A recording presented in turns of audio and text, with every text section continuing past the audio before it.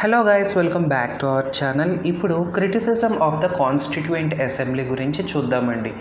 ఇప్పుడు ఒక చిన్న సినిమా రిలీజ్ అయితేనే దాన్ని క్రిటిసైజ్ చేయడం, క్రిటిక్స్ అని చెప్పడం జరుగుతుంది.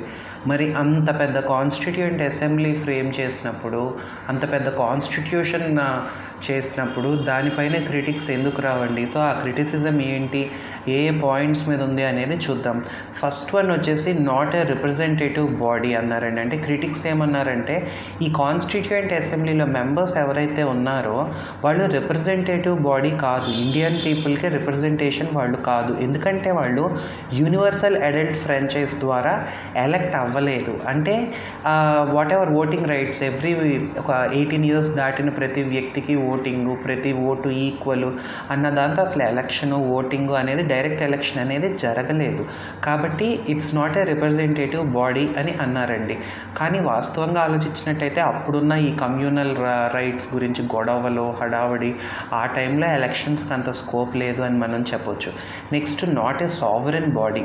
సావరెన్ బాడీ అంటే where foreign bodies are not involve అవ్వకూడదు అని చెప్పి. కానీ ఈ సావరెన్ బాడీ కాదు. ఎందుకు అంటే బ్రిటిష్ గవర్నమెంట్ ప్రపోజల్ ద్వారానే క్రియేట్ అయింది. నెక్స్ట్, ఎప్పుడైనా అసెంబ్లీ పెట్టాలి అంటే వాళ్ళ పర్మిషన్ తీసుకొని చేసేవాళ్ళు అని చెప్పి సెకండ్ క్రిటిసిజం రైజ్ చేశారనమాట. Next, time consuming. చాలామంది క్రిటిక్స్ వచ్చేసి ఈ కాన్స్టిట్యూయెంట్ అసెంబ్లీ కాన్స్టిట్యూషన్ తయారు చేయడానికి చాలా టైం తీసుకుంది. అదే అమెరికన్ కాన్స్టిట్యూషన్ అయితే కేవలం 4 నెలల్లో మొత్తం కంప్లీట్ చేసింది అని చెప్పి అన్నారండి. నజీరుద్దీన్ అహ్మద్ అయితే ఈ కాయిన్డ్ న్యూ నేమ్, ఈ డ్రాఫ్టింగ్ కమిటీకి ఈ called it A drifting committee అనమాట. అంటే పుల్లింగ్ డౌన్, వెనక్కి లాగేసే కమిటీ అని చెప్పి ఒక నేమ్ కూడా ఇవ్వడం జరిగిందండి. ఇంకొక క్రిటిసిజం ఏంటో చూసినట్టయితే, డామినేటెడ్ బై కాంగ్రెస్. ఎక్కువ శాతం కాంగ్రెస్ లీడర్సే ఉండడం వల్ల ఇది మొత్తం కాన్స్టిట్యూయెంట్ అసెంబ్లీలో డామినేషన్ ఈ కాంగ్రెస్ పార్టీదే ఉంది అని చెప్పి అన్నారు. Granville Austin, American constitutional expert ఆయన ఏమన్నారంటే, ఇది కాన్స్టిట్యూషనల్ అసెంబ్లీ అంతా కూడా 1 party body and 1 party country అవుతుంది మన ఇండియా. అండ్ అసెంబ్లీ అంటే కాంగ్రెస్ అంటే ఇండియా. ఇంకా వేరే పార్టీ లేదు అసెంబ్లీలో, ఇంకా వేరే ఇది లేదు అని చెప్పి ఆయన మెన్షన్ చేయడం జరిగిందండి.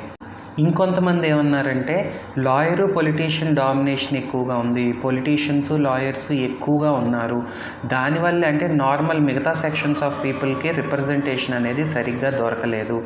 దానివల్లే ఆ కాన్స్టిట్యూషన్ అనేది చాలా బల్కీగా, అంటే పెద్దగా, కాంప్లికేటెడ్ లాంగ్వేజ్, అంటే బాగా క్లిష్టమైన భాషలో ఉంది అని చెప్పి అంటారు. ఇంకొకరైతే డామినేటెడ్ బై హిందూస్ అన్నారండి. అంటే కొందరు క్రిటిక్స్ అయితే ఈ మన కాన్స్టిట్యూయెంట్ అసెంబ్లీ మొత్తం కూడా హిందూ డామినేటెడ్గా ఉంది అని చెప్పి అన్నారు. లార్డ్ విస్కంట్ సైమన్ అయితే it's a body of Hindus అని చెప్పి అనడం జరిగింది. అలాగే విన్స్టన్ చర్చిల్ ఏమో ఈ కాన్స్టిట్యూయెంట్ అసెంబ్లీ ఇదంతా కూడా ఓన్లీ 1 major కమ్యూనిటీయే మొత్తం కూడా వాళ్ళ హ్యాండ్స్లోకి తీసుకుంది అని చెప్పి చెప్పడం జరిగింది. సో చిన్న విషయాలకి ఇప్పుడు క్రిటిసిజమ్స్ అనేది ఉంటున్నాయి కదండి. బట్ అంత పెద్ద విషయానికి క్రిటిసిజమ్స్ లేకుండా ఉండవు కదా. సో క్రిటిసిజం అనేది common. But the thing is, అప్పుడున్న పరిస్థితులను బట్టి what ever they did is best అని మనం చెప్పొచ్చు.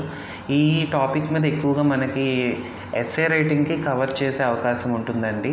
సో మీకు అర్థమైందని అనుకుంటున్నాను. ఏదైనా డౌట్ ఉన్నట్టయితే కింద కామెంట్ చేయండి, నచ్చినట్టయితే లైక్ చేసి మీ ఫ్రెండ్స్తో షేర్ చేయండి. అండ్ మన ఛానల్ని తప్పకుండా సబ్స్క్రైబ్ చేసుకోండి. Thank you for watching and happy learning.